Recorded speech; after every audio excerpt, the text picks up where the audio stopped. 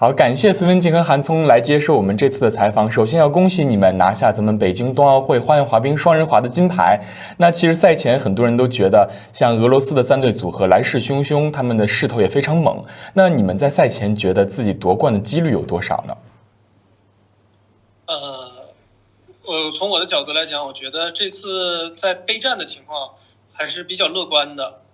不像平常冬奥会的时候有很多的问题，所以在这次备战当中，我们从训练的角度完成的都非常好，并且在战术安排上，像我们加入了这个碾转4周和前外螺旋线，然后当时为了就是调控一下那个提升自己的基础分值，然后去追到比俄罗斯还想要再高的一个状态。那其实刚刚你也提到，就是咱们这个碾转4周是一个难度比较大的动作。那咱们是从什么时候开始决定要上这个4周的难度的呢？其实碾转4周这个动作，我们在几个赛季前就开始算我们什么时候要恢复这个动作。毕竟这个是我们两个一个招牌动作吧。然后很有可能，其实之前也猜到说很有可能说这次我们是唯一一个用4周难度在这个双人滑比赛里面的运动员，所以我觉得这是对于奥林匹克精神的一种追求吧。但是其实是我们很早就已经有这种考虑和想法了，可能在2年前我们就在考虑怎么才能在这个时候让身体有这种充分的能力在赛场上完成好的碾转4周，不只是完成，还要得到那个好的加分。所以其实我们在总决赛的时候是想就用它，然后给裁判看一看，然后试一下这个动作，然后是否成功，然后再规划之后的策略。但是总决赛因为一些这个疫情的关系就是取消了，然后我们也没有再去这个日本，也少了一次跟对手就是比拼的机会。其实心里还是觉得有一点遗憾的，因为觉得只有在赛场上这个不断的战斗拼出火花，我们才能让自己更加前进一步。当然我们在这个奥运会的赛场上也完成了质量非常非常好的这个碾转4周。这段时间其实付出了比较大的努力，还通过这个力量，然后包括我的体重都控制的比较严格，然后我觉得都付出了很多，最后能在赛场上完成这个碾4吧。对，所以其实这个碾转4周动作，像小隋说的，我们小的时候用过，也练过。但是其实这个动作还是有很大的这一些这个伤害性的。随着我们小的时候想征战国际赛场，想要去战胜到这个国际赛场的选手，尽快的走上这个世界一流的这种道路上。当时其实有做碾转4周和抛4周这种动作，当然在这个做的过程当中，我们需要去付出很多，然后大家都要承受很多，尤其小隋一直在受了这些很多的这个在抛跳落冰啊、碾转落冰这种承受的范围上，当时确实很大。所以大家能看到，从18年平昌冬奥会之后，我们到现在才重新再启用、再去练这个动作，它确实存在一定的风险性。所以我们在这个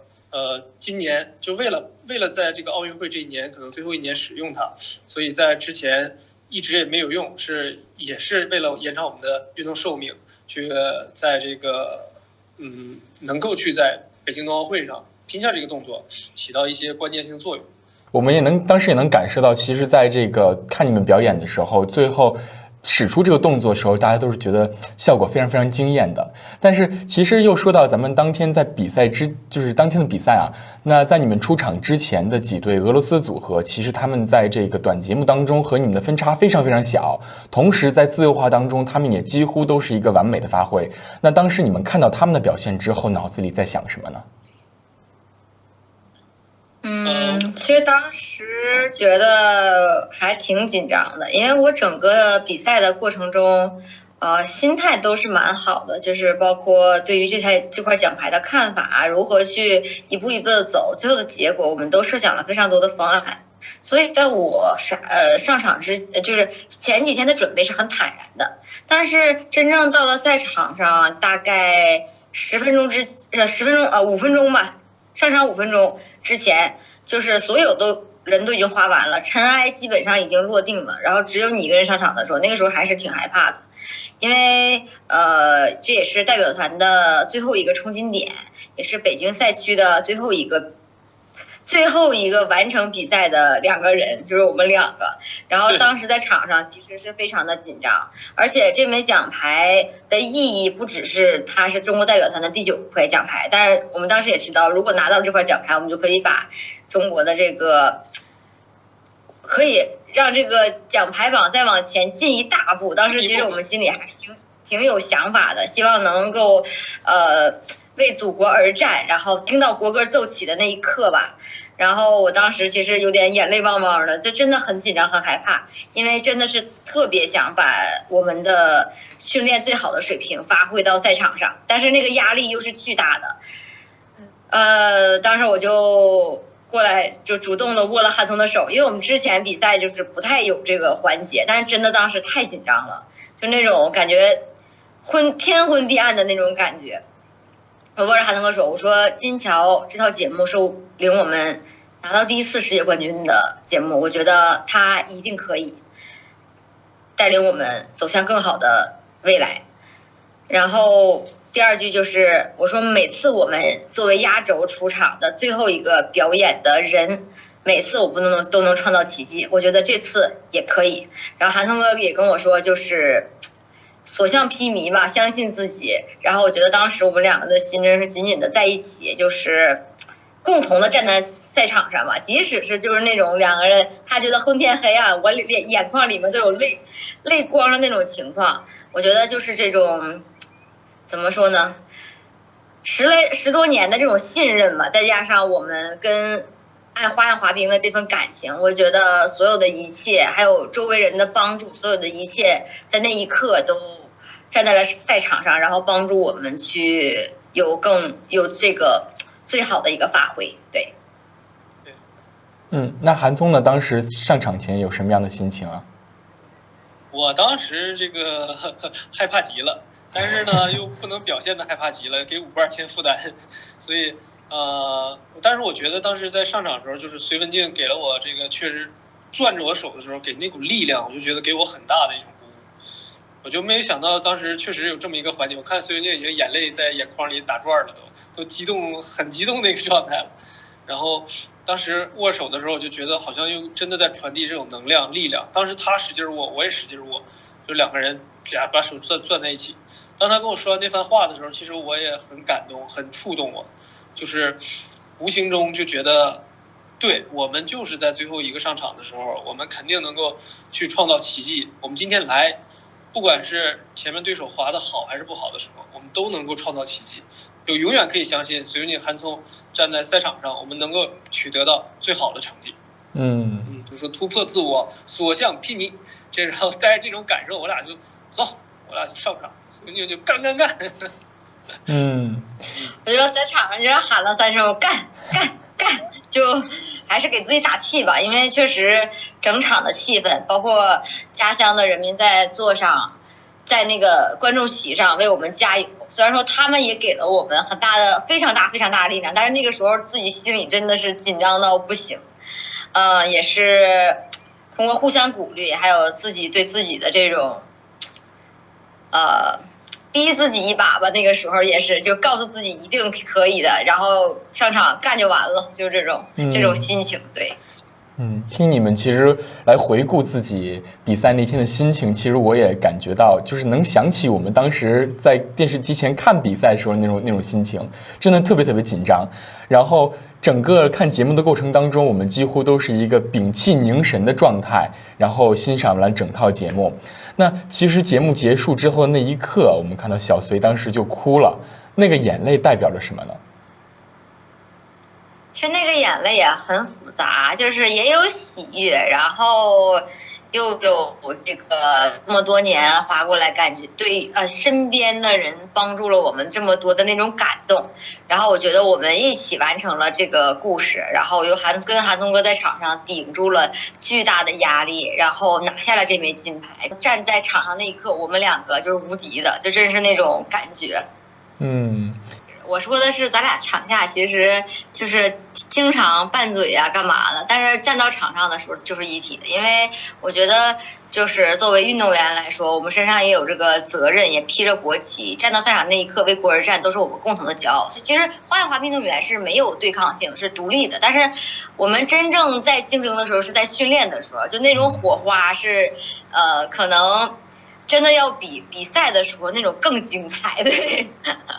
出现就是我们互相比，就哎，我做一个好的动作，然后俄罗斯的选手做一个更好的动作，然后就是不停的这么比，就是那种在场上的气质啊，我觉得非常的重要。我觉得我们两个也是做到了合二为一，然后在训练的时候其实就已经拿捏了，对，把这个比赛拿捏了，就是这种感觉。那其实说到这儿，我就想小小的八卦一下了，就是其实你们搭档已经有15年的时间了。刚刚你们也会提到，就是可能场下会有一些小的摩擦或者拌嘴。那你们一般这种小矛盾是因为什么事情而产生的呢？很简单，我觉得都有。就是有更多一点的，只是因为技术上会有一些小的不同的这种，在做的时候可能，哎呀，这会儿我觉得应该这样做，然后小隋有他的想法，就觉得这样做，我们两个人就产生了这种其实很正常的技术上的一些探讨，但是大家通过这个来回试啊，反复的做呀，然后很简单就去解决，把这个矛盾点就解决了。哎呦，我这领子就一直窝着呢。这叫内卷。其实我是觉得，因为我们两个相处模式就像家人一样，就是像亲哥俩，真的就是越亲的人越卷。然后就是哎，你这个动作怎么就是配合一下呀？我们两个可以变得更好。然后或者是有的时候卷到什么，卷到吃饭，我们两个经常吃饭什么说，哎，说我今天吃的，你看我吃的多健康。他说你看我吃的更健康。然后就这样就卷起来了两个。然后就是也是互相比着谁更刻苦，有这种这么说，可是不是有点凡尔赛是吧？觉得谁更优秀？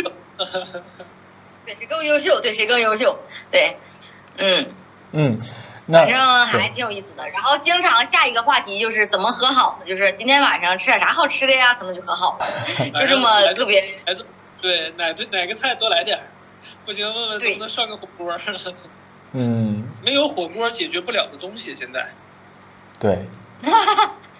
对，那其实就是这种，其实平时生活当中、训练当中一些小小的摩擦，也正是有这种小小的摩擦，才让你们的这个配合变得越来越默契和娴熟。那我们再说回比赛当天，那比赛当时其实几乎你们也是一个比较完美的发挥，结束了这整套动作之后，其实大家还是都非常非常紧张的。我相信，包括你们在内，在等分的那个1-2分钟的过程当中。然后应该也是非常非常紧张。那最后看到成绩出来，然后你们夺得了这枚金牌之后，那一刻又是什么样的感受呢？就是先拥抱教练嘛，按照正常的礼节，我们都要先去拥抱教练，感谢教练。然后一边感谢教练，同时我就在教练这个耳边啊，因为我担心有摄像机去照到，突然给个正脸，因为这个声音大了再收音出来。我说教练，那个能行吗？有戏吗？这意思啊，我就是这能行吗？教练说，应该差不多，不一定，应该差不多。教练说，咱还有0.4呢。我说对呀，我说没问题。我们就等分了，等分的时候，那个其实不是，我觉得不是1分钟，不是1分钟那么短。其实当时只是在那块等待那个分值的时候，我就紧紧的握着隋文静的手，我很紧握隋文静手的时候，这种比赛的场次是非常非常少的。我就可能就那么非常关键的几场比赛，我才会紧紧抓着他手，然后我就在这等。其实当时等待最后那个宣判的分的时候，其实也就几秒钟，可能5秒不到。但是那个时候是那种心在那种难受的那个劲儿啊，它是无限放大的那种感觉，是太长。对。最担心的就是我们两个的技术级别如果没有很好的一个体现的话，那么这个比赛就是可能结局就会改变。其实我们两个是有这个前面是有这个预案的，就是说如果失败了动作不要紧，如果全部完成，剩下的动作全部完成好，再加上我们有足够的就医加分，所有都拿到满级的4级，我们是绝对有可能赢的，哪怕是我们扔掉一个动作。因为其实在这个比赛的赛场上，就只有现在这个奥运会的铜牌运动员赢过我们一套自由滑，然后就算赢过我们1次，然后其实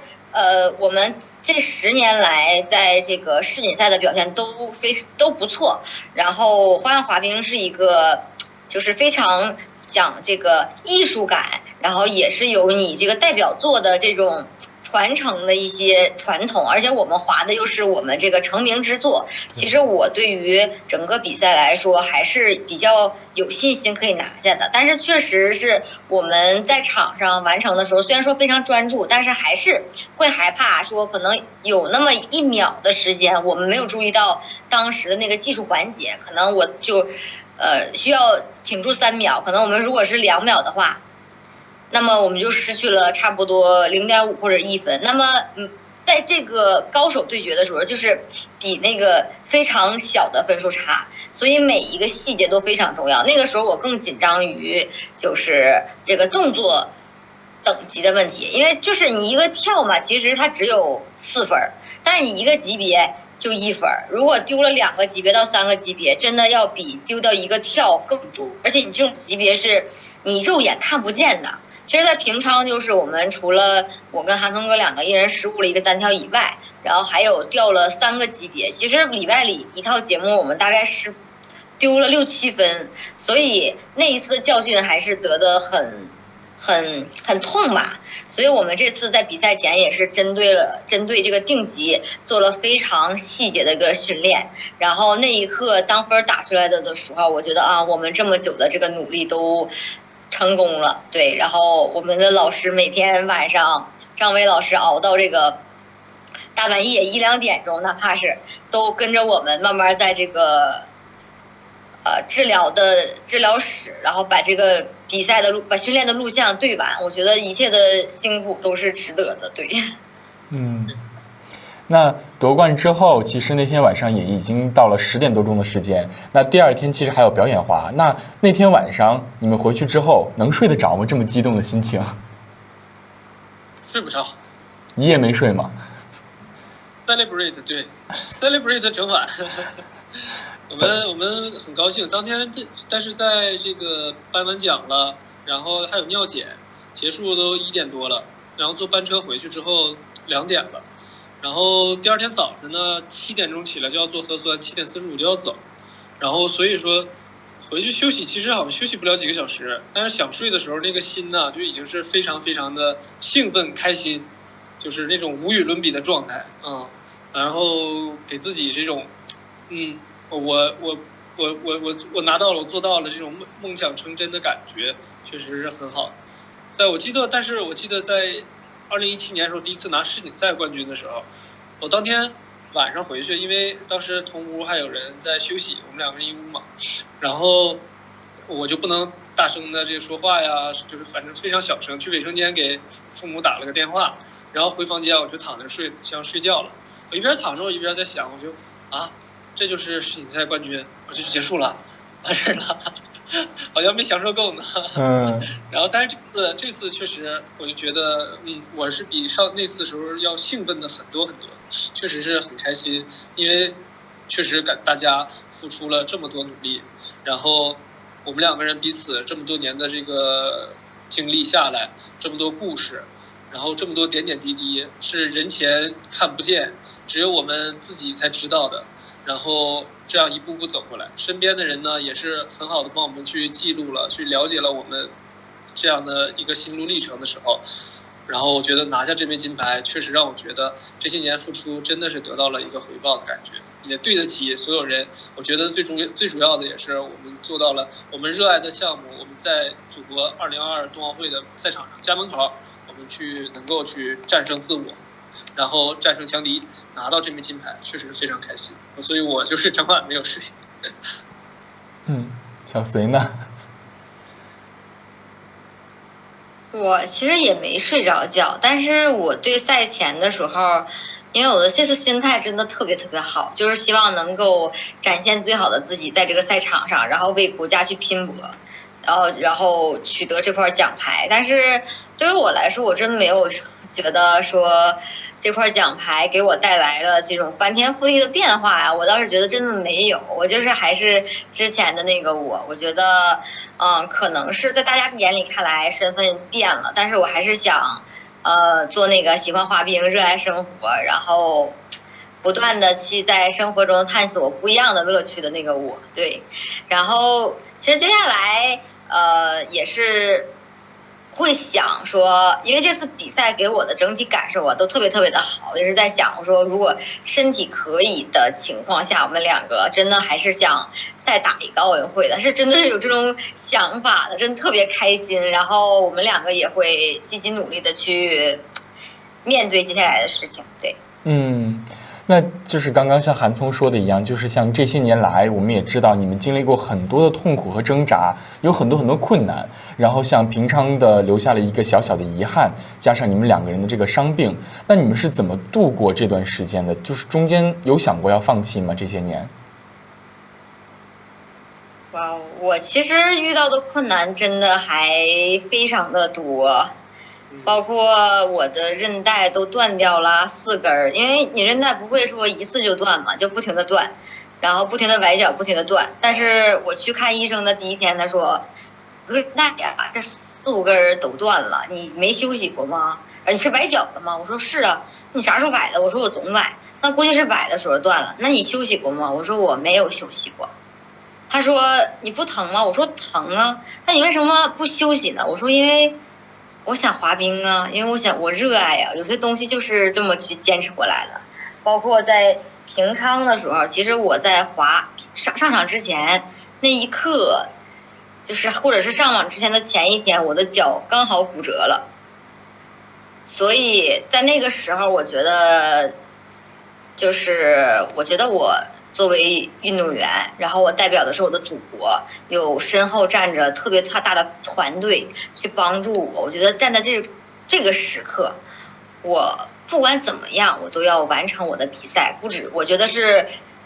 报答这个身边人为我们的付出，也报答我跟韩聪哥这么多年我们两个辛苦的一个付出吧。其实那一次的结果，我其实当时是觉得啊，真的好遗憾的。但是又多少但是又有几个运动员能参加第一次比赛就能拿到一枚奥运会奖牌呢？而且我当时还是有这种突然出现的一个小意外的情况下。所以我觉得那份记忆对于我们两个来说，尤其是现在来说啊，应该也算是一份生命的馈赠吧。对，就一切接下来都会变得更好，就是对。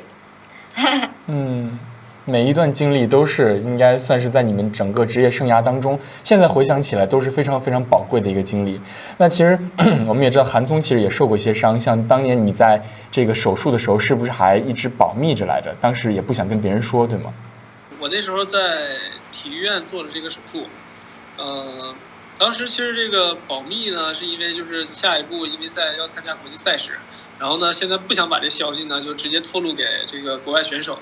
然后不想让他们知道说，哎呀，韩聪受伤了，他俩现在练不了了，可能要停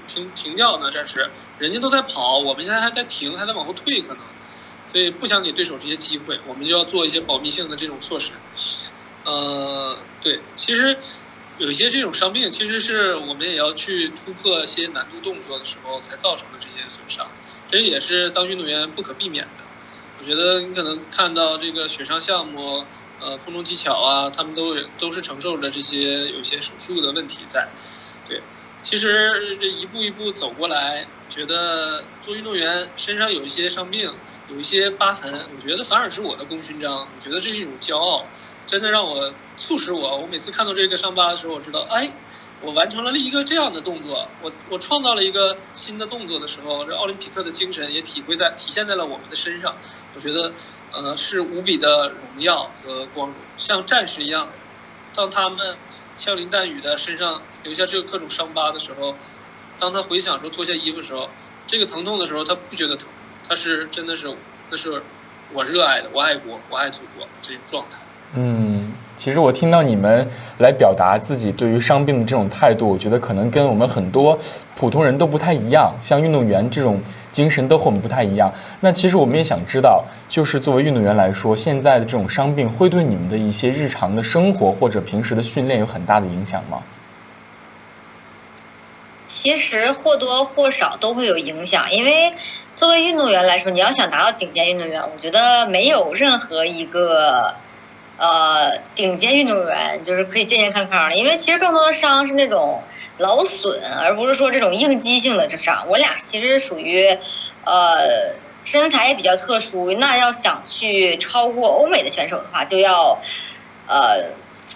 练别人所不能练，然后吃别人不能吃的苦，就一定要这样，然后走出一条我们独有的路，创造一条新的路。所以我觉得其实很多伤病其实是当我如果早一点能意识到说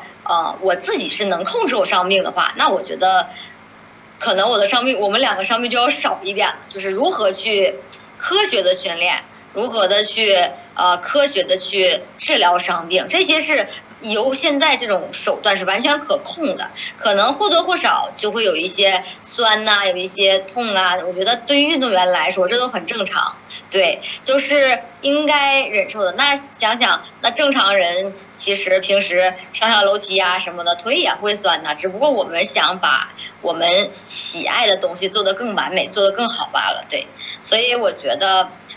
一切都是有解决的办法的，一定要相信自己，也相信身边的人可以帮助自己，帮助我们解决我们遇到的问题。对，那其实我有听说，在赛前的时候，小隋还晕倒了一次，是吗？是怎么回事？其实我那天正好是赶上生理期，对，就是2套节目就是我的那个生理期，然后有的时候会对我这个身体的反应比较大，然后滑完了又是比较激动嘛，然后又有紧张这种心情，然后就可能对于这个身体的负荷也比较大，所以我觉得一切都是最好的安排吧。对，最后结果也是好的，然后一切都是我经历过独一无二的，属于我独一无二的那种奥林匹克的那种奥林匹克之旅的一种享受吧。对，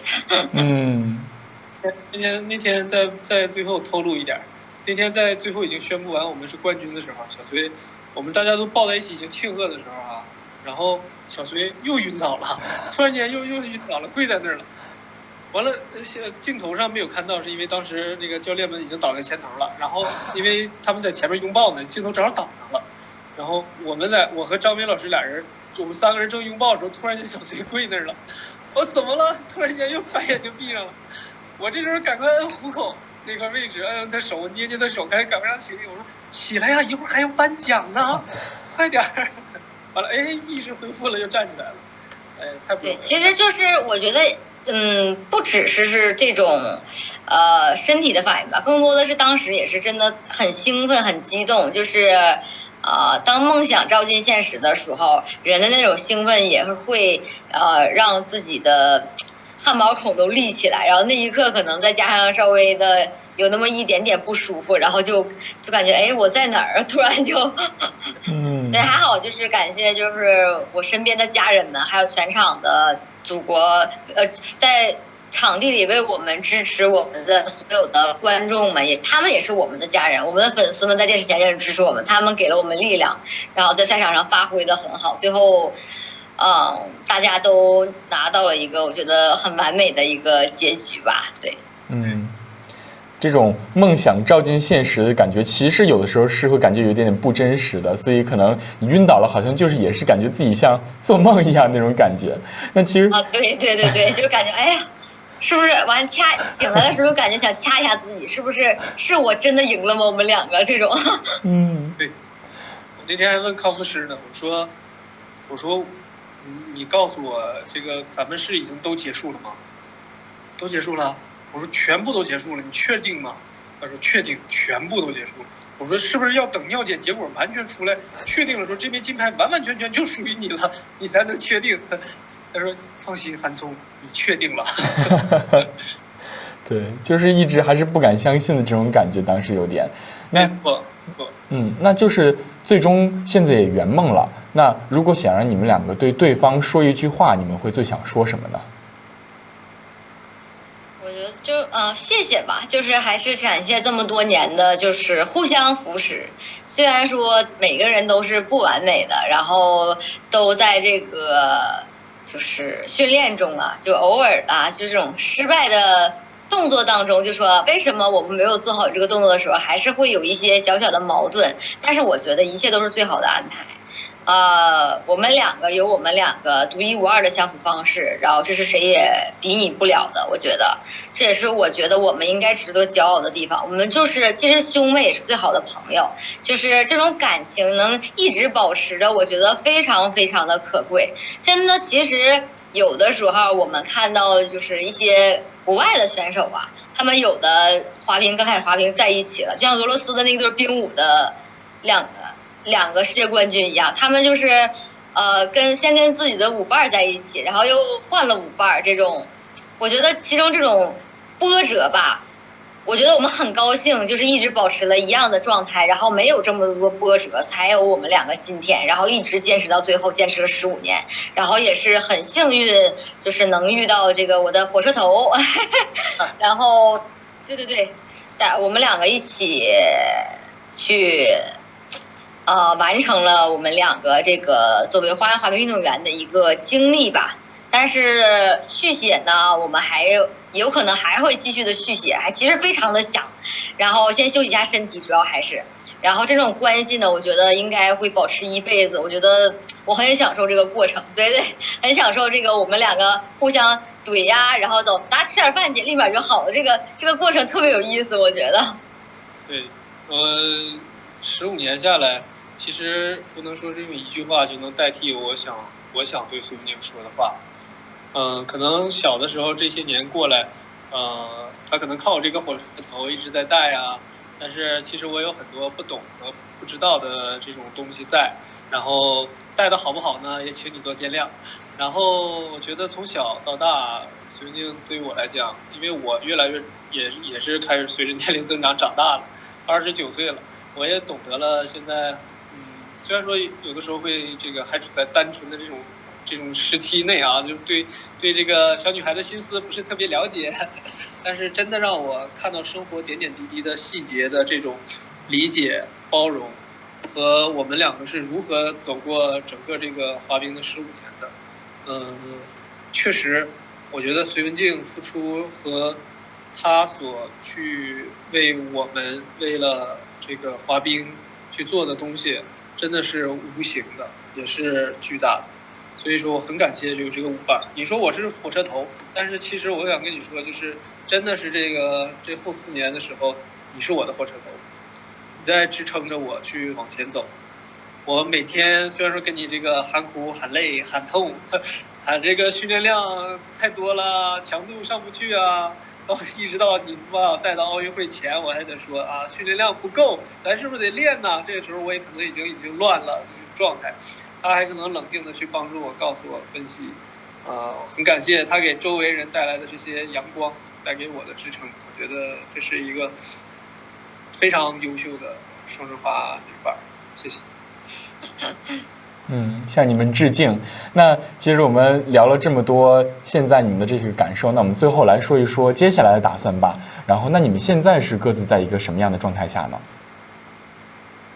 我在房间，因为我们现在在隔离室训练，然后就是我们在房间的时候，就是不能同框去，就在屋里的时候要单独相处，然后但是我们可以在训练一个开放的场合去完成训练，因为很多运动员要去比这个接下来的世锦赛，所以要保证他们训练，而且现在所有我们这个区域的运动员啊，都是参加奥运会的，或者是在奥运会期间就跟我们一同在一起的训练的运动员，所以我们会共同完成这个也是非常欣慰的，因为真的前几次我们就是完全在屋里待了28天或者21天的时候，那个感觉真的有一点孤独吧，就是看不着人，天天，然后只能捧着手机。然后这次我们既能继续享受滑冰带给我们的快乐，然后又能天天在楼底下，然后见到这个做核酸呐、什么的时候，看到这个艾琳啊，还有那个一鸣啊、大靖哥啊，他们都能见着打打招呼，我觉得能见着人就很开心。对。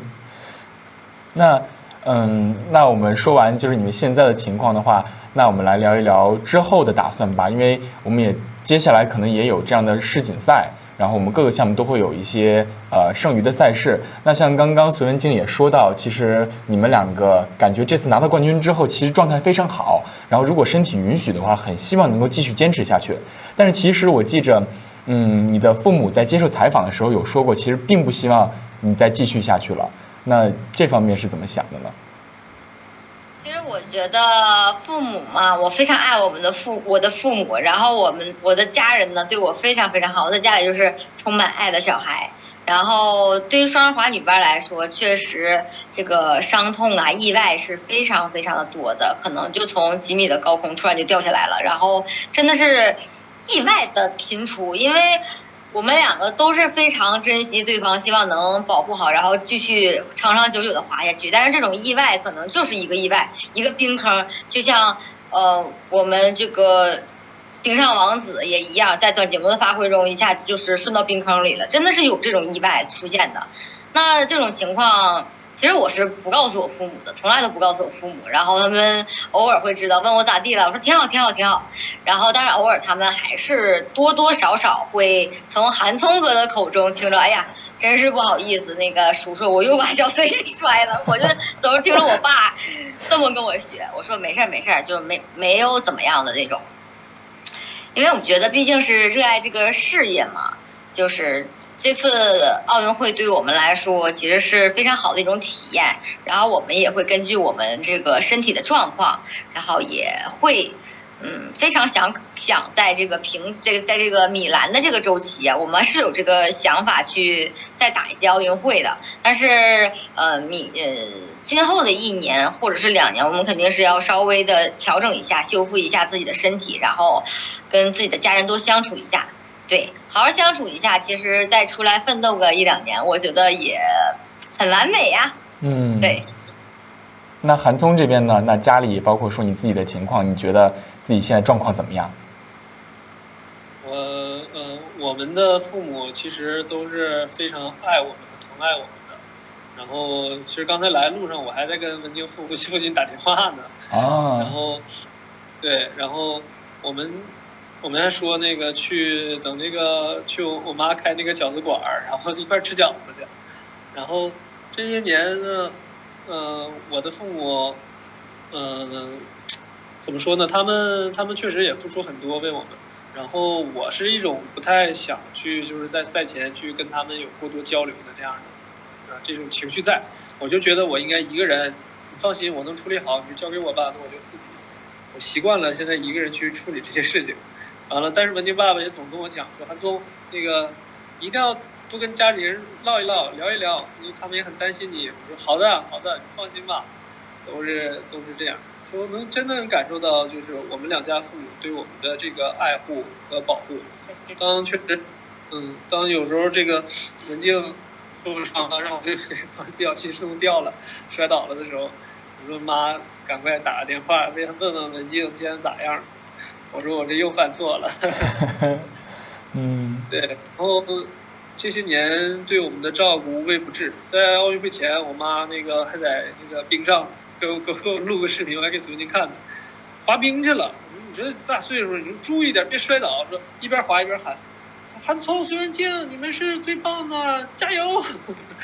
哎呀，就确实很感动，很感动。我虽然说是个男孩，但是这个我也很期待我们在这个隔离结束之后，能够父母团聚在一起。我们两家人在一起也开开心心的，一块儿在那个我妈饺子馆这个吃的好吃的饺子。其实虽然你们这个经常在外面来训练比赛，但其实也是你们的成长也离不开父母还有家里人这种默默的支持。也希望你们可以在这个隔离结束之后，然后在调整这个时间里，可以跟家人好好团聚一下，然后也享受一下假期时光吧。那同时呢，在接下来几年，我能够听到说你们还有这个想法去继续看这个，如果身体允许情况下继续坚持，我自己本人也是非常非常兴奋，我也非常期待以后还能在冰场上面看到你们。然后也感谢二位可以为我们这个中国的花样滑冰事业，为中国的冰雪事业奉献这么多的青春，奉献这么多精彩的表现，谢谢你们。谢谢你，主持人，谢谢。好，辛苦了，辛苦啦。